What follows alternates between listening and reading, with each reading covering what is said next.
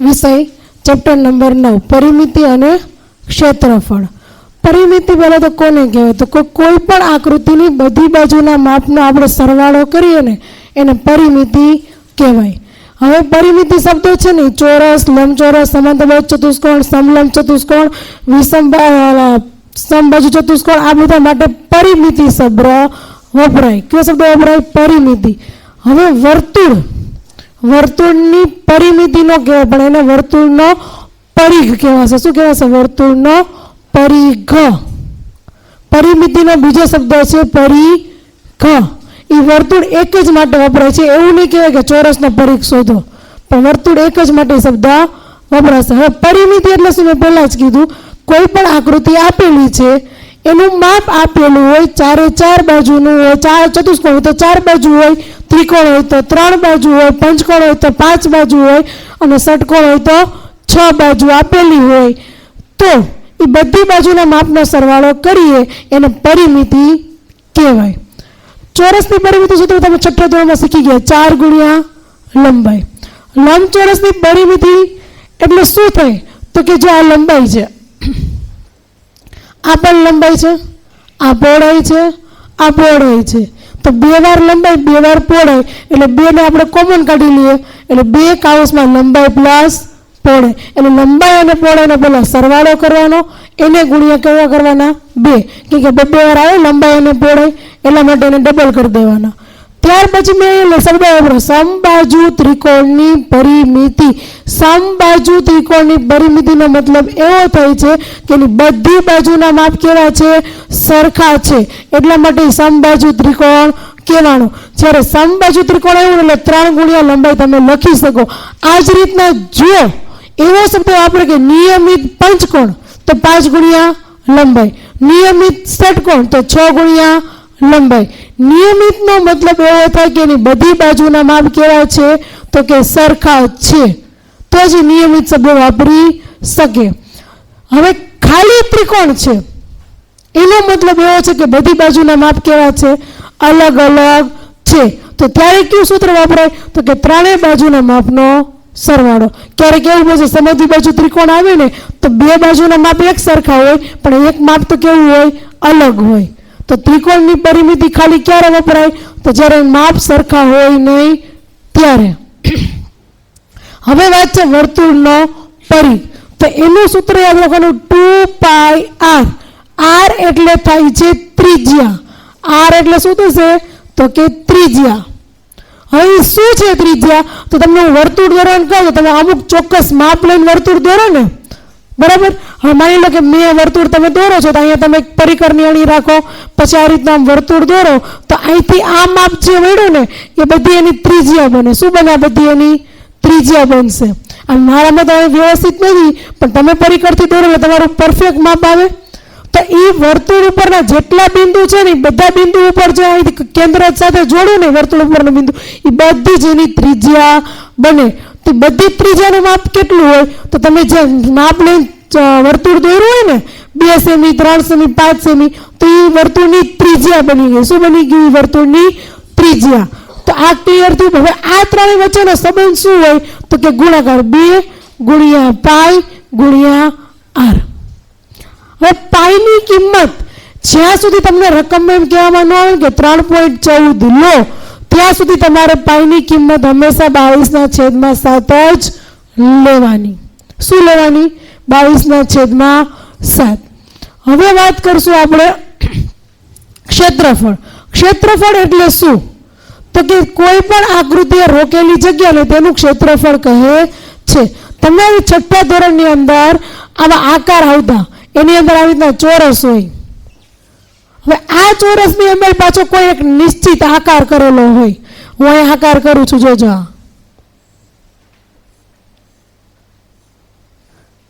દોરો મેં આકાર. હવે આનું ક્ષેત્રફળ શોધ્યું તો તમે ત્યારે છઠ્ઠા ધોરણમાં છે ને એટલે કુલ ખાનાની સંખ્યા, અડધા ખાનાની સંખ્યા, અડધાથી મોટા ખાનાની સંખ્યા, અડધાથી ઓછા ખાનાની સંખ્યા, એવું તમારે આવતું હતું ચેપ્ટર નંબર 10.2માં. તો તમે કુલ ખાના કેટલા ગણતા? 1 2 3 4 5. હવે આ 2 અડધા અડધા ભેગા થાય એટલે કેટલા થઈ જાય? 6 બની જાય. આ 2 અડધા અડધા ભેગા થાય એટલે કેટલા થઈ જશે? 7. તો આખી આકૃતિનું ક્ષેત્રફળ શું થતું? 7 ચોરસ એકમ બનતું હતું. હવે એ જ વસ્તુ આપણે શેના સ્વરૂપે જોવાનું છે? હવે સૂત્ર સ્વરૂપે જોવાનું છે. હવે પહેલા અહીંયા વાત કરી છે ચોરસની કરી છે ને, તો આ જ ચોરસની આપણે વાત કરીએ.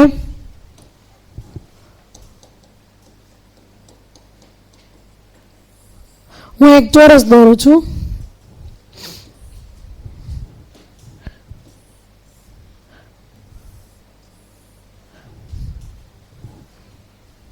ચોરસ છે માની લો, બરાબર. હવે આ ચોરસના એક સરખા મેં પહેલા અહીંયા 4 ભાગ કર્યા. 4 સેમીનું છે એવું માની લઈએ આપણે. આડા પણ 4 ભાગ કર્યા. હવે આનું મારું ક્ષેત્રફળ સુધી તમે શું કરશો? ખાનાને ગણશો ને બધા, બરાબર. હવે માની લે કે આ 4 સેમી છે, આ 4 સેમી છે, આ 4 સેમી છે અને આ 4 સેમીનું ચોરસ છે. તો સૂત્ર શું છે? લંબાઈ ગુણ્યા લંબાઈ છે. તો 4 ગુણ્યા 4 થશે આપણા માટે. 4 ગુણ્યા 4 એટલે કેટલું થાય? તો કે 16. તો ખાના પણ 16 હતા. જુઓ છે, રેડી? ખબર પડી? તમે પહેલા જે કરતા હતા ને છઠ્ઠી ધોરણમાં તમારું સૂત્ર આવી ગયા છે, મને ખ્યાલ છે સૂત્ર આવી ગયા છે. ચોરસનું ક્ષેત્રફળ શોધ્યું તો શું સૂત્ર મૂકવાનું? લંબાઈ ગુણ્યા લંબાઈ. હવે લંબચોરસનું ક્ષેત્રફળ શોધ્યું તો સૂત્ર શું મૂકવાનું? લંબાઈ ગુણ્યા પહોળાઈ. હવે તમારે જે નવું આવે છે એ છે ત્રિકોણનું ક્ષેત્રફળ, સમાંતર બાજુ ચતુષ્કોણનું ક્ષેત્રફળ અને વર્તુળનું ક્ષેત્રફળ. આ વસ્તુ નવી આવે છે. હવે એની અંદર શું કરવાનું છે? તો સમાંતર બાજુ ચતુષ્કોણ હું દોરી અને બતાવીશ. પેલા ત્રિકોણ દોરીએ. ત્રિકોણનો છે. હવે આ ત્રિકોણ મેં દોર્યો. આ ત્રિકોણની અંદર જેના ઉપર ઊભો છે એને શું કહેવાશે? એનો પાયો અથવા આધાર. બંને શબ્દો એકબીજાના પર્યાય છે. પાયો અથવા તો આધાર. પાયો અથવા તો આધાર. હવે આની અંદર એક મેં વેધ દોર્યો. એને વેધ શબ્દ પણ કહેવાય અને એ ત્રિકોણની ઊંચાઈ પણ કહેવાય. કહેવાશે શું કહેવાશે? વેધ અથવા તો ઊંચાઈ. આ બંને શબ્દો એકબીજાના શું છે? આમાં પણ પર્યાય છે. તો સૂત્ર શું બનશે? 1/2 પાયો ગુણ્યા વેધ. હવે આ ત્રિકોણના ક્ષેત્રફળની વાત થઈ. હવે વાત શેની આવે છે? સમાંતર બાજુ ચતુષ્કોણનું ક્ષેત્રફળ. હવે ચતુષ્કોણ દોરું ને એમાં તમે ખાસ ધ્યાન આપજો. પહેલા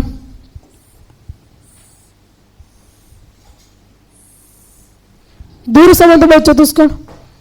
હવે માની લો કે આ 8 છે તો આ પણ 8 હશે. આ 4 છે તો આ પણ કેટલું હશે? 4. હવે હું અહીંયા છે ને એક વેધ દોર દઉં, ઊંચાઈ દોર દઉં છું. આ શું દોરું મેં? ઊંચાઈ. આ ઊંચાઈ છે માની લો કે 6. હવે એક રીતે તમે જોવો ને તમે 2 ત્રિકોણ બની શકે. જો આ થાય ને. હવે આ જ ત્રિકોણનું માપ રાખો, અહીંયા 8 અને આની ઊંચાઈ રાખું 6. હવે તમે જોજો બંને એકબીજા બે ભેગા થાય ને એટલે સમાંતર બાજુ ચતુષ્કોણ બનશે. જોજો આનો ક્ષેત્રફળ શોધવું તો શું લખીએ આપણે? 1/2 પાયો ગુણ્યા વેધ. 1/2 8 ગુણ્યા 6. 4 દુ 8 તો 24 થયું ને? 24. હવે અહીંયા જોઈએ. હવે આનો પાયો કોણ છે? સમાંતર બાજુ ચતુષ્કોણનો પાયો આ છે. હવે એની ઊંચાઈ કોને ગણવાની? 4 ને કે 6 ને? તો કે આની ઊંચાઈ આને ગણવાની. વેધ આ છે એનો એટલે 8 ગુણ્યા 6 થશે પાયો ગુણ્યા વેધ. સમાંતર બાજુ ચતુષ્કોણના ક્ષેત્ર સૂત્ર પ્રમાણે 8 ગુણ્યા 6 કેટલું થયું? 48 થયું. આના કરતાં ડબલ થયું ડબલ. તો 2 ત્રિકોણ સામસામે ભેગા થાય ને એટલે સમાંતર બાજુ ચતુષ્કોણ બને. શું બને? સમાંતર બાજુ ચતુષ્કોણ. હવે તમને આકૃતિ દોરીને સમજાવું તો તમને સમજાશે.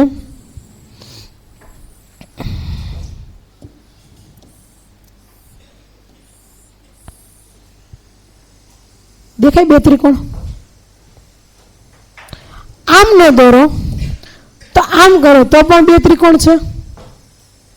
2 ત્રિકોણ, બરાબર. તો 2 ત્રિકોણ ભેગા થાય એટલે શું બને? એક સમાંતર બાજુ ચતુષ્કોણ બને. એ તમારે કંઈ કામમાં નથી આવવાનું, પાછું સમજ માટે છે, બરાબર. હવે વાત આવી વર્તુળનું ક્ષેત્રફળ. તો વર્તુળના ક્ષેત્રફળનું સૂત્ર શું છે? પાઈ આર નો સ્ક્વેર. શું છે? પાઈ આર નો સ્ક્વેર.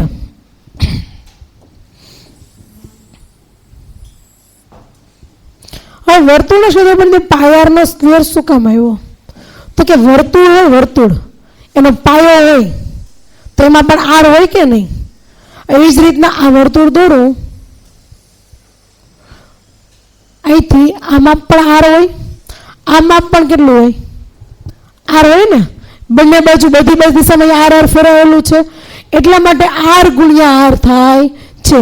પાઈ ગુણ્યા આર ગુણ્યા આર, પાઈ આર નો સ્ક્વેર. હવે આ જે સૂત્રો જોયા એના બધા દાખલા સમજીએ. પેલું છે સમાંતર બાજુ ચતુષ્કોણમાં એકવાર મેં આધાર અને ઊંચાઈ કરીને આપ્યું છે, એકવાર મેં પાયો અને વેધ આપ્યું છે. મેં પહેલા જ કીધું પાયો છે એ જ આધાર છે, આધાર છે એ જ પાયો છે, ઊંચાઈ છે એ જ વેધ છે અને વેધ છે એ જ ઊંચાઈ છે. તો આનું સમાંતર બાજુ ચતુષ્કોણનું આપણે ક્ષેત્રફળનું સૂત્ર મૂકીએ. સમાંતર બાજુ ચતુષ્કોણનું ક્ષેત્રફળ બરાબર પાયો ગુણ્યા વેધ, 12 ગુણ્યા 10, 120 સેન્ટીમીટર સ્ક્વેર. હવે અહીંયા મેં પાયો અને વેધ કરીને આપ્યું. હવે તમને ક્યારેક પાયો અને ઊંચાઈ કરીને આપું, વેધ અને આધાર કરીને પણ આપી શકું. તો પાછું અહીંયા સમાંતર બાજુ ચતુષ્કોણ નું ક્ષેત્રફળ બરાબર પાયો ગુણ્યા વેધ, 10 ગુણ્યા 5, 50 સેન્ટીમીટર સ્ક્વેર. હવે કોની વાત આવી છે? ત્રિકોણની. તો ત્રિકોણનું ક્ષેત્રફળ, ત્રિકોણનું ક્ષેત્રફળ બરાબર 1/2 પાયો ગુણ્યા વેધ, 1/2. પાયો કેટલો છે? તો કે 12. પાયો નથી આપ્યો, મેં શું આપ્યું છે? આધાર. આધાર એ જ શું છે આપણો? પાયો. વેધ કેટલો છે? 10. 2 × 6 12 થશે, 6 ગુણ્યા 10 એટલે 60 સેન્ટીમીટર સ્ક્વેર. હવે અહીંયા એ જ વસ્તુ ત્રિકોણનું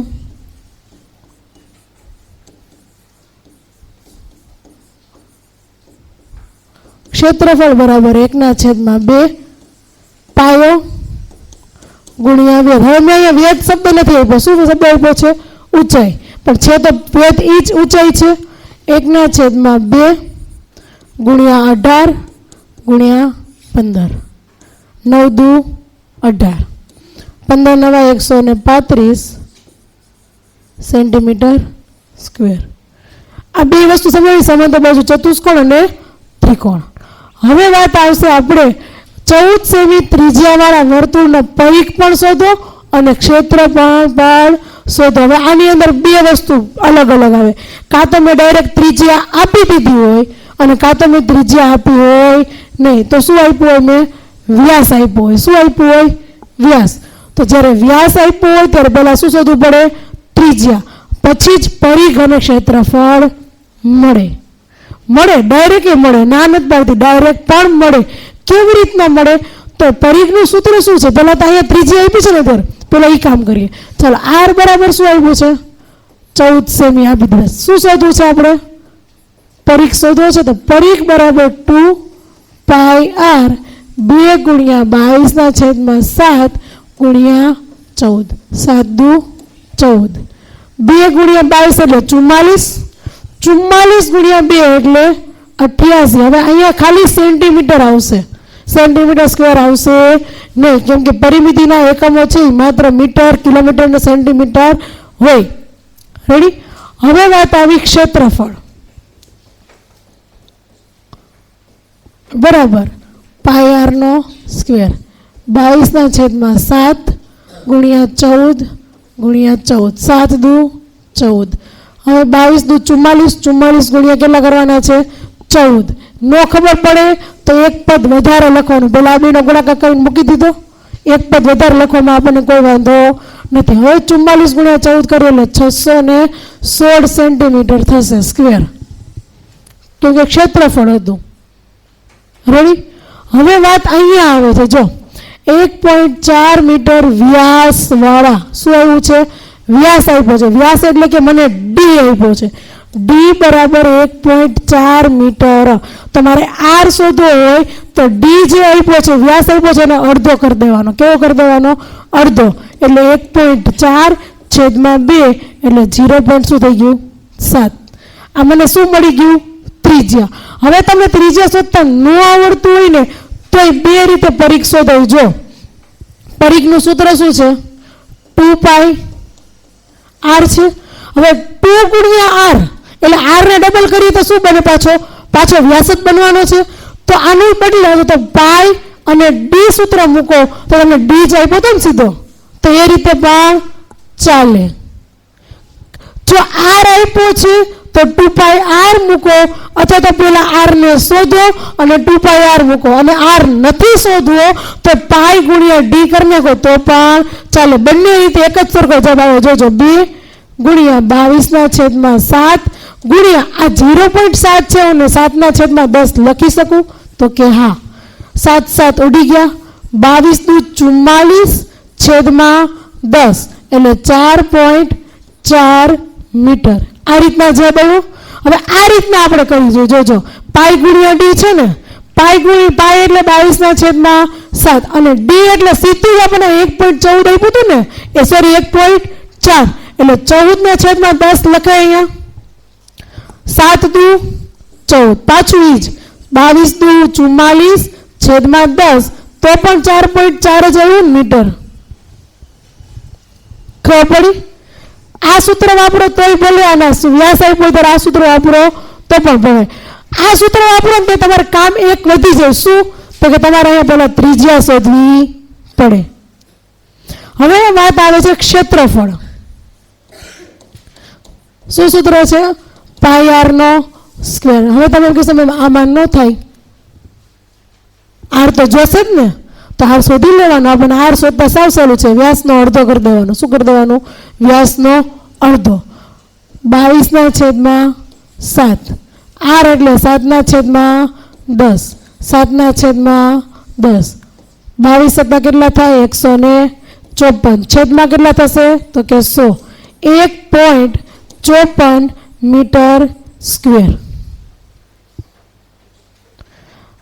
તો આની અંદર સમાંતર બાજુ ચતુષ્કોણનું ક્ષેત્રફળ, ત્રિકોણનું ક્ષેત્રફળ, વર્તુળનો પરિઘ અને વર્તુળનું ક્ષેત્રફળ ખાસ કેમ શોધવું ને એ જ મહત્વનું શીખવાનું હતું. હવે આના ઉપરથી વ્યવહાર કોયડા આવે કે એક લંબચોરસ આકાર આપ્યો એમાંથી વર્તુળ કાપી લઈએ તો શું કેટલું બાકીના ભાગનું ક્ષેત્રફળ શોધો તો શું કરવું પડે? પહેલા લંબચોરસ ક્ષેત્રફળ શોધી લેવાનું, વર્તુળનું ક્ષેત્રફળ શોધી લેવાનું.